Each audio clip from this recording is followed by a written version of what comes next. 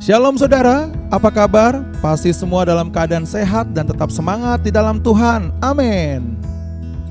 Sebelum kita mulai ibadah, alangkah baiknya kita perhatikan dahulu beberapa hal berikut ini. Yang pertama, siapkanlah media yang akan Anda gunakan seperti laptop atau handphone Anda. Yang kedua, ajaklah seluruh keluarga Anda untuk sama-sama beribadah kepada Tuhan. Yang ketiga, jangan lupa berpakaian yang rapi, sopan, dan juga bersih. Yang keempat, duduklah dengan sopan dan nyaman di tempat yang sudah ditentukan. Yang kelima, sebelum kita memulai ibadah, marilah kita berdoa terlebih dahulu, mengundang Roh Kudus untuk hadir dan mengurapi ibadah kita.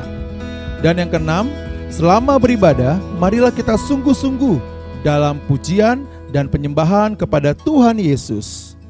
Yang ketujuh, fokuslah dalam mendengarkan firman Tuhan. Demikianlah beberapa hal yang harus diperhatikan selama kita beribadah. Selamat beribadah, Tuhan Yesus memberkati.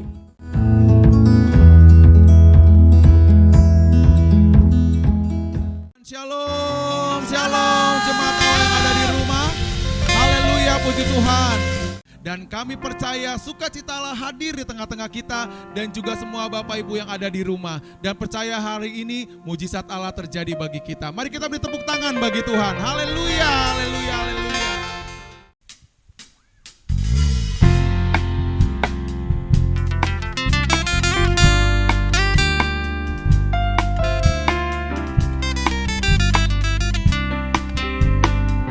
Mari katakan.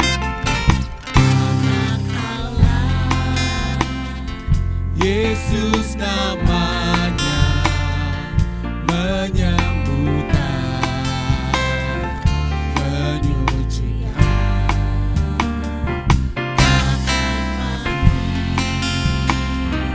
tebus dosaku, kubur kosong membuktikan Dia hidup, sebab Dia hidup.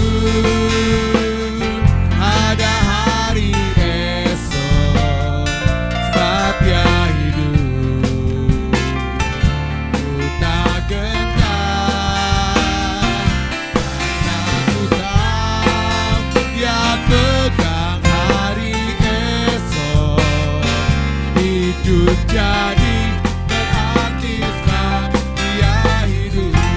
Katakanlah Yesus namanya,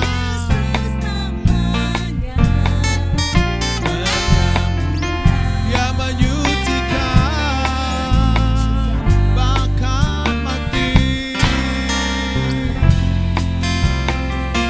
tebus dosaku, kubur kosong membuktikan Dia hidup, sebab Dia hidup, sebab Dia hidup.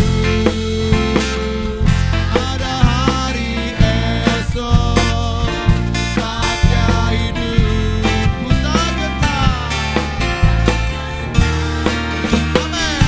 Amin. Karena ku tahu Dia pegang hari esok. Hidup jadi berarti sebab Dia, sebab Dia hidup, sebab Dia hidup.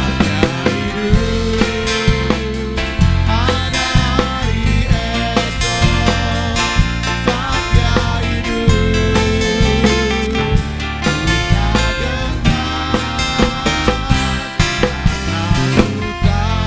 sebab Dia hidup,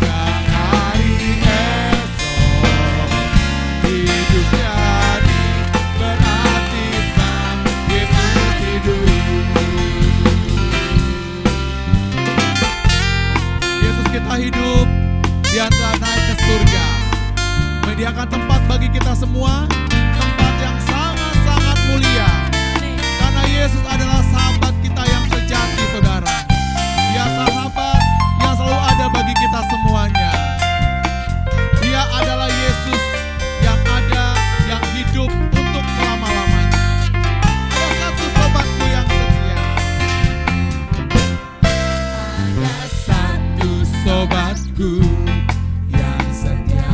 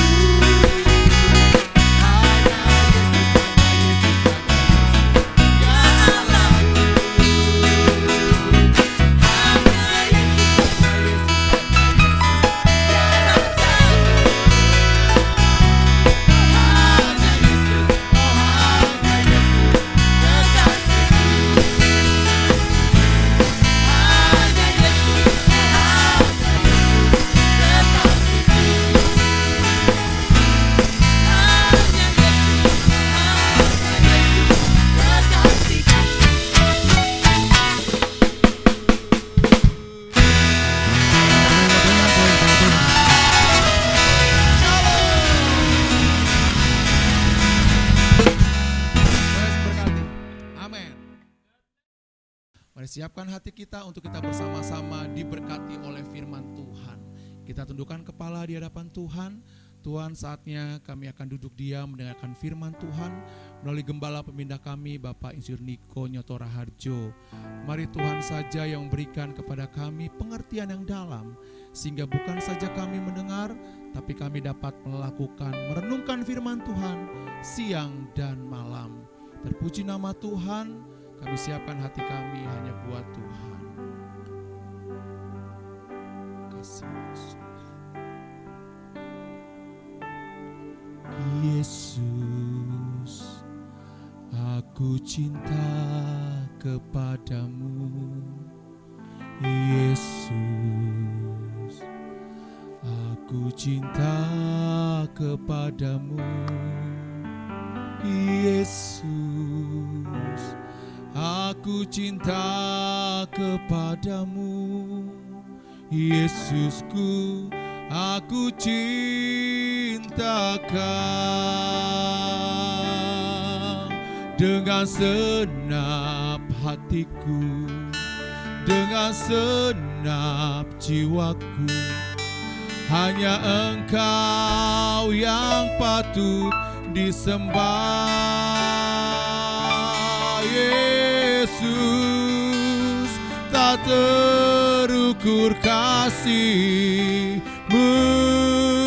Yesus, sungguh ku cinta Kau.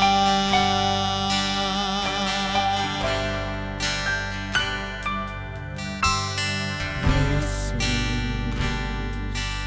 aku cinta kepadamu. Yesus, aku cinta kepadamu. Yesus, aku cinta kepadamu. Yesusku, aku cinta Kau. Dengan segenap hatiku, dengan segenap jiwaku, hanya Engkau yang patut disembah.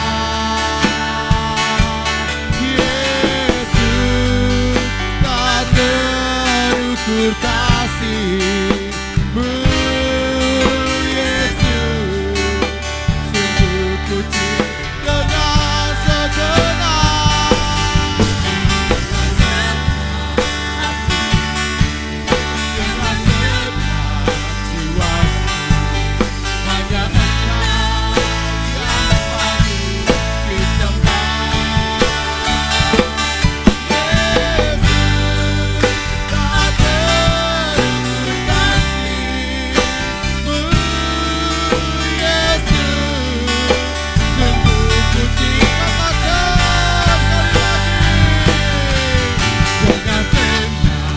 hati, dengan segenap jiwaku. Hanya Engkau yang patut disembah.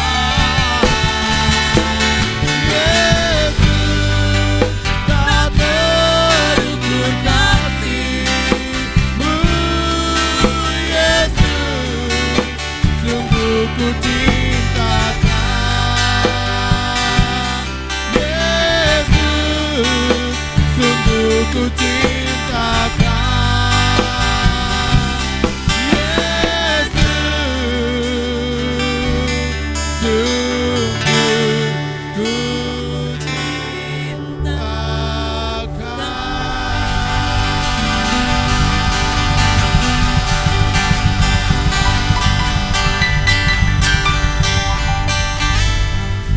Berbicaralah bagi kami Tuhan, kami siap untuk mendengar firman Tuhan.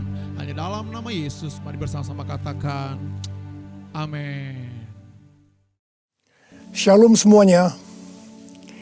Setelah Tuhan Yesus bangkit, maka selama 40 hari Tuhan Yesus menampakkan diri kepada lebih dari 500 murid-muridnya. Setelah itu dengan disaksikan murid-muridnya, Tuhan Yesus naik ke sorga. Saya percaya kalau kita ada di sana waktu itu, pasti kita akan seperti murid-murid Tuhan Yesus. Mereka pada waktu itu heran. Tuhan Yesus lebih tinggi dari biasanya. Mereka melihat ke bawah, ternyata kaki Tuhan Yesus sudah tidak menyentuh tanah lagi. Perlahan, tapi pasti, Tuhan Yesus terangkat ke sorga. Makin lama makin kecil, sampai ada awan yang menutupi dan hilang dari pandangan mata. Mereka dengan terheran-heran memandang ke langit. Sementara itu ada dua orang yang berpakaian putih di dekat mereka dan berkata kepada mereka, "Hai orang-orang Galilea, mengapa kamu berdiri melihat ke langit? Yesus ini yang terangkat ke sorga meninggalkan kamu, akan datang kembali dengan cara yang sama seperti kamu melihat dia naik ke sorga." Dari ayat ini saya percaya kalau yang melihat Tuhan Yesus naik ke sorga adalah murid Tuhan Yesus, maka yang akan melihat Tuhan Yesus turun dari sorga untuk mengangkat umatnya adalah murid Tuhan Yesus. Tuhan Yesus sekarang berada di sorga. Di dalam Yohanes 14 ayat 1 sampai dengan 3 tertulis bahwa Tuhan Yesus menyediakan tempat bagi kita. Sesuai dengan Ibrani 7 ayat 25, Tuhan Yesus menjadi pendoa syafaat bagi kita supaya kita selamat secara sempurna. Dan sesuai dengan Kisah Para Rasul 1 ayat 8, Tuhan Yesus mencurahkan Roh Kudus bagi kita. Sesuai dengan Yohanes 14 ayat 1 sampai dengan 3, Tuhan Yesus berkata bahwa Dia akan ke sorga untuk menyediakan tempat bagi kita. Setelah menyediakan tempat bagi kita, Tuhan Yesus akan datang kembali untuk membawa kita ke sorga. Dan kita akan bersama-sama dengan Tuhan Yesus selama-lamanya. Kita percaya bahwa kedatangan Tuhan Yesus yang kedua kali sudah sangat-sangat dekat. Tuhan Yesus berkata dalam Lukas 21 ayat 25 sampai dengan 28 bahwa salah satu tanda menjelang kedatangan Tuhan Yesus kembali adalah akan terjadi di mana orang akan mati ketakutan karena kecemasan berhubung dengan segala yang menimpa bumi ini. Mirip dengan apa yang nanti akan terjadi saat kedatangannya kembali. Bukankah kita saat ini melihat bahwa ciri-ciri serangan COVID-19 ini adalah membuat orang ketakutan, khawatir yang berlebihan, dan panik? Ternyata banyak orang-orang yang ketakutan pada hal-hal lain ketimbang kepada COVID-19 itu sendiri. Kalau keadaan berlarut-larut, maka akan banyak orang yang mati ketakutan karena kecemasan ketimbang mati karena COVID-19 itu sendiri. Tuhan Yesus berkata kepada kita, "Bangkitlah dan angkatlah mukamu, sebab penyelamatanmu sudah dekat." Kita harus bangkit, mengangkat muka kita, dan jadi pemenang. Sebab penyelamatan kita sudah dekat. Yang artinya kedatangan Tuhan Yesus yang kedua kali untuk mengangkat gerejanya sudah sangat-sangat dekat. Kita harus menjadi pemenang. Menang terhadap dosa, menang terhadap iblis, menang terhadap daya tarik dunia, menang terhadap kedagingan kita. Sebab hanya para pemenang yang masuk surga. Roma 8 ayat 37 berkata, "Tetapi dalam semuanya itu, aku lebih daripada orang-orang yang menang, oleh Dia yang telah mengasihi aku." Kita akan mengingat tuntunan Tuhan selama ini yang membuat kita menjadi pemenang melawan pandemi COVID-19 dengan segala dampaknya. Tuntunan yang pertama, kita disuruh puasa selama 40 hari. Kemudian ditambah 51 hari lagi, yaitu sampai dengan tanggal 30 Mei 2020. Tuntunan yang kedua, kita harus melakukan seperti yang tertulis dalam 2 Tawarikh 7 ayat 14, yaitu kita harus merendahkan diri, berdoa, mencari wajah Tuhan, serta berbalik dari jalan-jalan yang jahat. Tuntunan yang ketiga, gereja harus membuat mezbah doa, pujian dan penyembahan dengan membayar harga, yaitu gereja harus bersatu. Gereja tidak boleh saling menjelekkan, gereja tidak boleh saling menyerang, gereja tidak boleh saling menghakimi, gereja tidak boleh saling menuduh. Dan tuntunan yang keempat, kita diminta untuk memperkatakan Mazmur 91 karena kita percaya. Dan tuntunan kelima, kita diminta untuk menghardik COVID-19 dan badai krisis ekonomi dengan berkata, diam, tenanglah di dalam nama Tuhan Yesus. Dan tuntunan yang keenam, kita berdoa agar nubuatan para nabi tentang COVID-19 digenapi. Dan tuntunan yang ketujuh, kita harus lebih banyak berdoa dan memuji dan menyembah Tuhan. Dan tuntunan yang kedelapan, kita harus memberi. Kita harus menabur.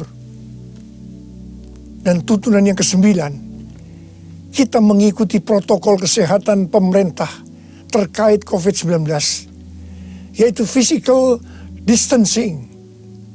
Di rumah saja, memakai masker, mencuci tangan dengan benar, dan meningkatkan imunitas tubuh. Dampak pandemi COVID-19 saat ini adalah kita mulai memasuki krisis ekonomi dunia, termasuk Indonesia. Ini yang benar-benar harus kita doakan, karena ini bisa memicu krisis sosial.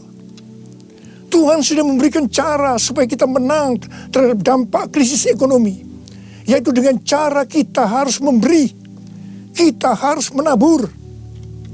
Saya ingatkan bahwa memberi dan menabur itu bukan hanya untuk orang yang kelebihan uang, tetapi juga untuk orang yang kekurangan uang, supaya berkat Tuhan turun ke atas kita.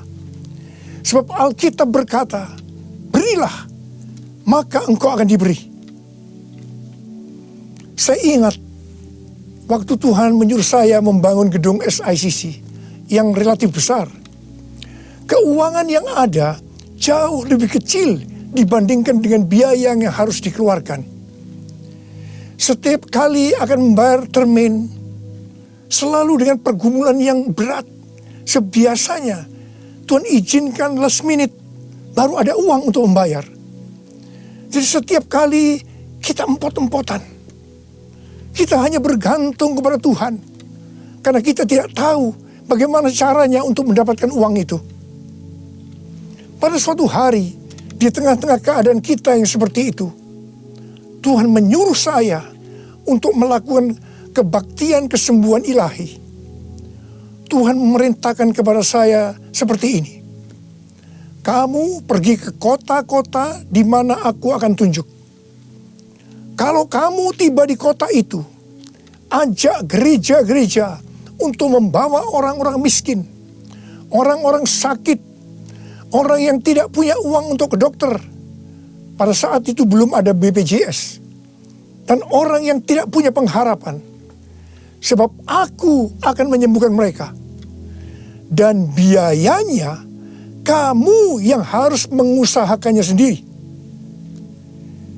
Terus terang saya tidak bisa mengerti akan tuntunan ini. Karena di tengah-tengah kita memerlukan uang untuk membangun SICC. Sekarang kita harus mengusahakan uang untuk biaya kebaktian kesembuhan ilahi, di mana ini jumlahnya relatif besar. Saya bertanya kepada Tuhan, bagaimana cara untuk mendapatkan uang itu? Dan Tuhan memberikan tuntunan. Tuntunan pertama, saya yang pertama-tama harus menabur.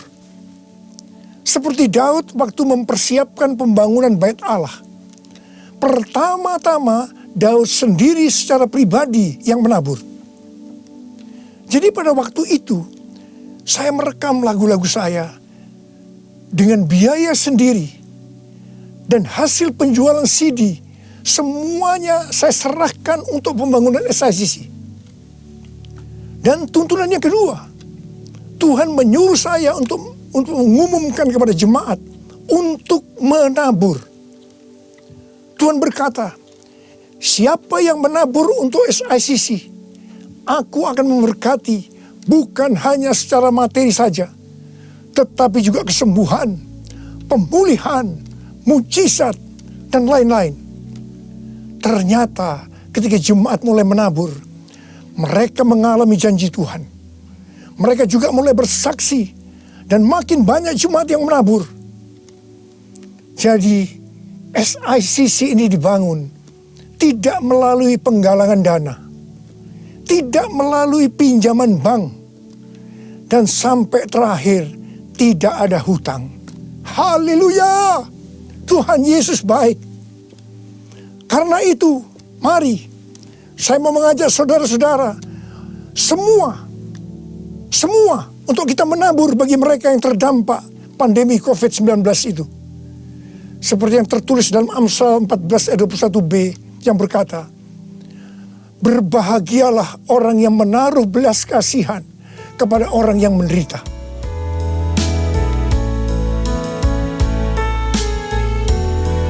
Nyanyi Hosana bagi Rajaku yang duduk di takhta. Aku muliakan dan ku agungkan, Kau layak disembah. Ku nyanyi Hosana bagi Rajaku yang duduk di takhta. Aku muliakan dan ku agungkan, Kau layak disembah. Kau layak disembah. Kau layak disembah.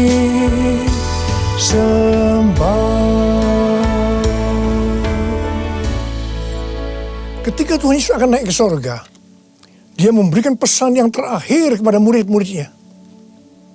Ada berapa banyak murid Tuhan Yesus di tempat ini? Boleh angkat tangan. Berarti ini juga pesan buat kita semua. Katakan amin. Kisah Para Rasul 1 ayat 8 berkata, tetapi kamu akan menerima kuasa kalau Roh Kudus turun ke atas kamu. Dan kamu akan menjadi saksiku di Yerusalem dan di seluruh Yudea dan Samaria dan sampai ke ujung bumi. Untuk melakukan amanat agung Tuhan Yesus, maka kita harus menerima kuasa Roh Kudus. Jadi 10 hari setelah Tuhan Yesus berada di sorga, pada hari raya Pentakosta, Roh Kudus dicurahkan. Murid-murid Tuhan Yesus dipenuhi Roh Kudus dengan tanda awal berbahasa roh, dan mereka melakukan amanat agung Tuhan Yesus. Ini yang Tuhan sebutkan sebagai Pentakosta pertama. Pentakosta pertama ini dahsyat. Mengapa? Sebab dalam kurun waktu 100 tahun, 70% dari dunia yang dikenal waktu itu menjadi Kristen. Jadi Pentakosta pertama itu dahsyat. Pertanyaannya, apakah amanat agung Tuhan Yesus sudah selesai? Belum. Karena itu, pada tahun 1906, Tuhan mencurahkan Roh Kudus di Azusa Street. Seorang hamba Tuhan yang bernama William Seymour dipakai Tuhan. Ini yang Tuhan sebutkan sebagai Pentakosta yang kedua. Pentakosta kedua ini dahsyat. Mengapa? Sebab menurut Gordon Conwell Theological Seminary, bahwa 77,9%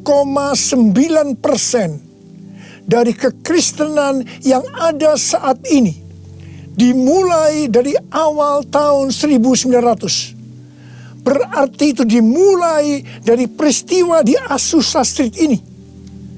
Jadi Pentakosta kedua ini dahsyat. Pertanyaannya, apakah amanat agung Tuhan Yesus sudah selesai? Belum. Tahun 1909, William Seymour bernubuat bahwa kira-kira 100 tahun ke depan, itu berarti hari-hari ini, Roh Kudus akan dicurahkan lebih dahsyat dibanding di Azusa Street. Dikatakan bahwa gerakan ini tidak akan berhenti sampai Tuhan Yesus datang kembali. Jadi ini adalah pencurahan Roh Kudus yang terakhir sebelum Tuhan Yesus datang kembali. tahun 2013, Tuhan memberikan nama peristiwa pencurahan Roh Kudus ini sebagai Pentakosta yang ketiga. Dengan adanya Pentakosta yang ketiga ini, amanat agung Tuhan Yesus akan selesai dan Tuhan Yesus akan datang kembali. Dalam acara Trumpet Call tanggal 15 April 2020 di Indonesia, Cindy Jacob dan Chuck Pierce bernubuat untuk Indonesia. Cindy Jacob bernubuat bahwa setelah COVID-19 selesai, Tuhan Yesus akan mencurahkan Roh Kudus secara besar-besaran atas Indonesia, yaitu Pentakosta yang ketiga. Kalau Pentakosta pertama terjadi di kamar loteng Yerusalem, Pentakosta kedua terjadi di Los Angeles, Azusa Street, maka Pentakosta ketiga terjadi di Indonesia. Haleluya! Akan terjadi lambatan Tuhan yang terbesar di Indonesia. Dan Tuhan Yesus berkata, siapkan dirimu untuk pencurahan Roh Kudus besar-besaran. Roh Kudus akan melanda dengan dahsyat mulai dari timur ke barat. Bersiaplah untuk memasuki era Pentakosta ketiga. Chuck Pierce bernubuat bahwa Tuhan sedang membawa pasukan Tuhan di Indonesia memasuki musim yang baru, yaitu menyiapkan lumbung-lumbung untuk menampung tuaian jiwa-jiwa. Tuhan sedang menyiapkan penuaian global. Penuaian terbesar akan terjadi di seluruh Indonesia. Dan Tuhan memberitahu kepada saya agar memeriksa barisan dari kul. Pemuritan akan terjadi di kul. Dan saya minta, sekali lagi saya mau katakan, saya minta agar saudara-saudara bergabung dalam kul. Mari, saya akan berdoa agar Roh Kudus dicurahkan memenuhi kita semua. Dan untuk memberikan kepada kita kuasa untuk melakukan amanat agung Tuhan Yesus.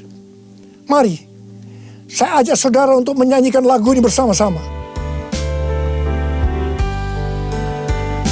Curahkanlah kuasa-Mu Tuhan, mujizat terjadi di tempat ini.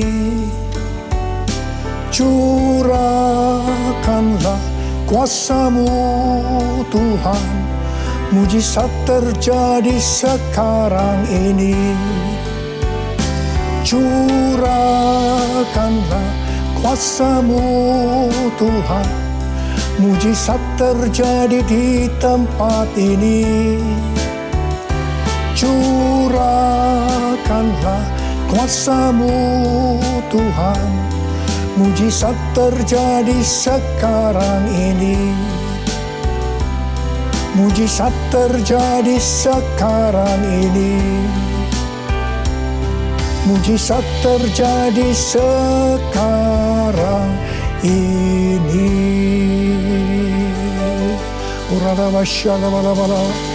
Berbahasa roh. Berbahasa roh saat ini. Berbahasa roh dengan kuat. Berbahasa roh. Berbahasa roh.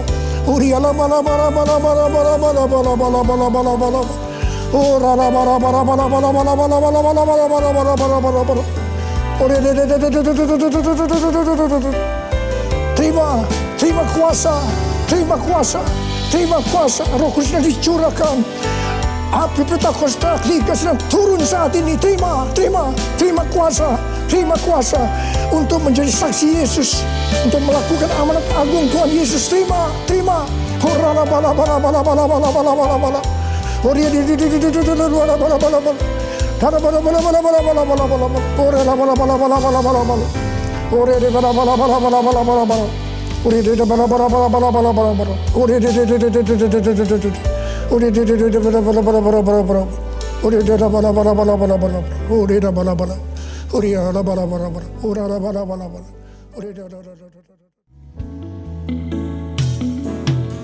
Saat ku renungkan kehidupanku, semua yang terbaik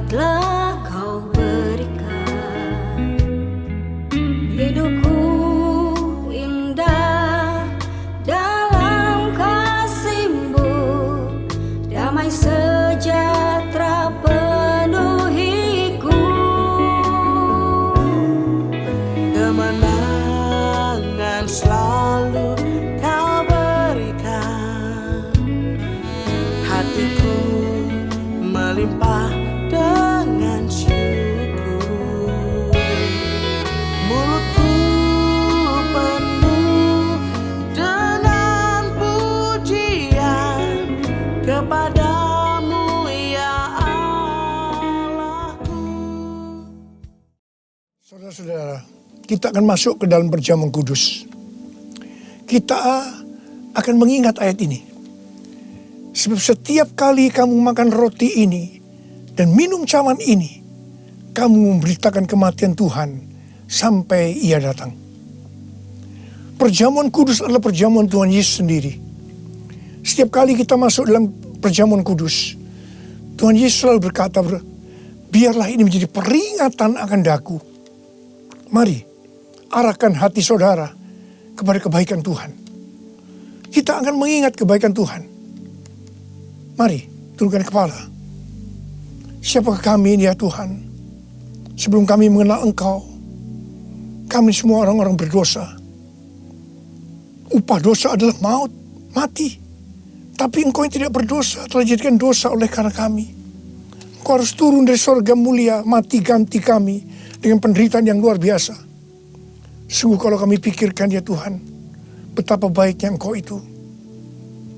Engkau jadikan kami sebagai anak-anak-Mu. Engkau tuntun kami, Engkau bela, Engkau lindungi, Engkau tegur kalau kami salah. Itu Engkau ya Aba, itu Engkau ya Tuhan. Saudara, Tuhan akan memberkati saudara melalui perjamuan kudus.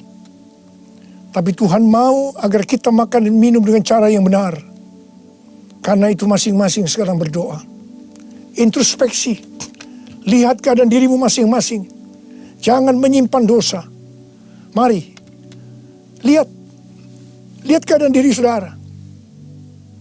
Kalau ada dosa yang selama ini tidak pernah diselesaikan, ini saatnya kita selesaikan. Supaya saudara diberkati. Katakan, ampuni saya Tuhan. Ampuni saya Tuhan. Ampuni ya Tuhan. Bapa, kami akan masuk dalam perjamuan kudus dengan hati yang penuh ucapan syukur. Dalam nama Yesus kami berdoa. Amin. Mari angkat roti saudara di tangan kanan kita tinggi-tinggi. Sebab apa yang telah kuteruskan kepadamu telah aku terima dari Tuhan. Yaitu bahwa Tuhan Yesus pada waktu malam Ia diserahkan, mengambil roti. Dan sesudah itu Ia mengucap syukur atasnya. Dia memecah-mecahkannya dan berkata, inilah tubuhku yang diserahkan bagi kamu. Perbuatlah ini menjadi peringatan akan aku. Saudara kasih Tuhan, bukankah roti yang kita pecah-pecahkan ini adalah persekutuan kita dengan tubuh Kristus? Mari kita makan dalam nama Yesus.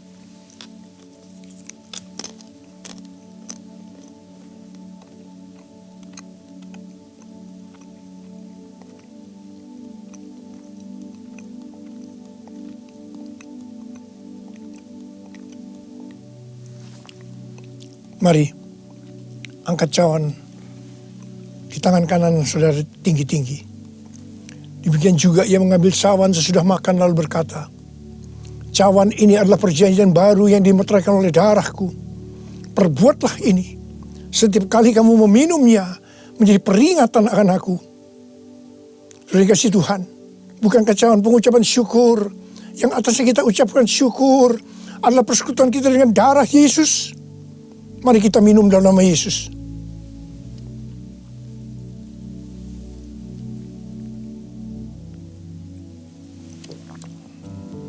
Oh Tuhan, terima kasih. Katakan terima kasih. Dengan suara, ucapkan terima kasih kepada Tuhan. Ucapkan terima kasih kepada Tuhan. Mari saudara, angkat tangan saudara. Oh rarabasya karabalabala. Tuhan terima kasih buat kebaikan Tuhan. Tuhan terima kasih buat kebaikan Tuhan. Tuhan terima kasih buat kebaikan Tuhan. Terima kasih. Kalau kami ada sebagaimana kami ada saat ini ya Tuhan. Semua karena kemurahan Tuhan. Tuhan terima kasih. Berkat-Mu melimpah buat anak-anak-Mu. Terima kasih buat penjagaan selama ini. Perlindungan-Mu terhadap anak-anak-Mu ya Tuhan. Sehingga hari ini, pada hari peringatan kenaikan Tuhan Yesus ke sorga, kami boleh mengadakan perjamuan kudus bersama-sama. Tuhan, berkat-Mu melimpah buat anak-anak-Mu. Jika ada yang sakit Tuhan, kami berdoa buat mereka, sembuh dalam nama Yesus. Sembuh dalam nama Yesus. Terima mujizat Tuhan. Terima mujizat Tuhan. Tuhan, Engkau sendiri juga menjaga anak-anak-Mu. Tidak ada yang krisis secara ekonomi Tuhan. Engkau mencukupkan mereka, malah memberikan hidup yang berkelimpahan buat mereka. Tuhan terima kasih, terima. Kang terima. Terima kasih ya Tuhan. Terima kasih. Terima kasih Yesusku. Terima kasih Yesusku. Puji syukur hanya bagi Tuhanku. Terima kasih Yesusku. Terima kasih Yesusku. Puji syukur hanya bagi Tuhanku. Puji syukur hanya bagi Tuhanku. Puji syukur hanya bagi Tuhanku.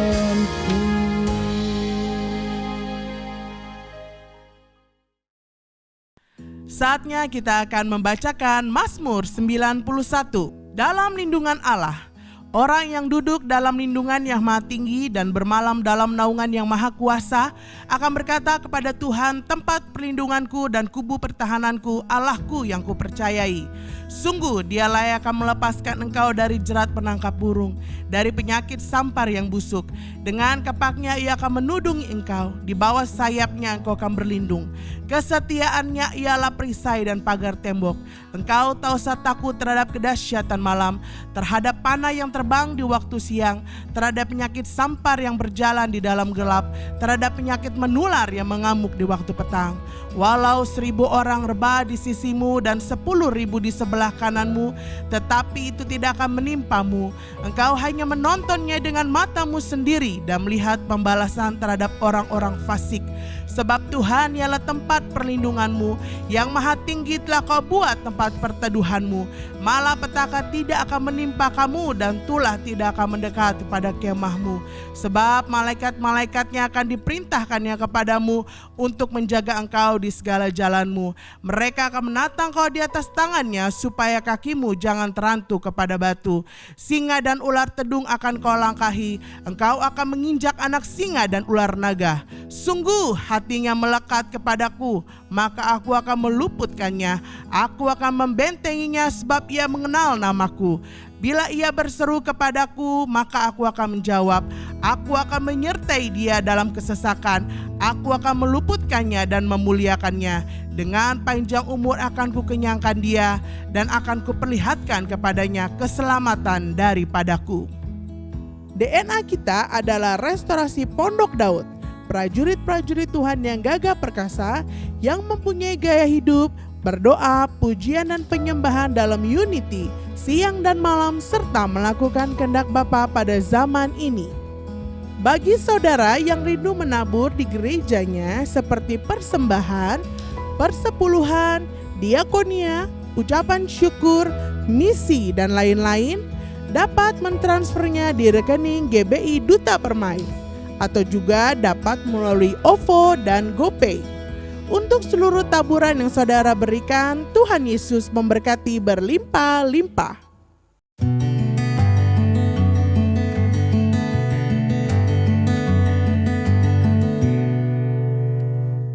Mari angkat tangan saudara.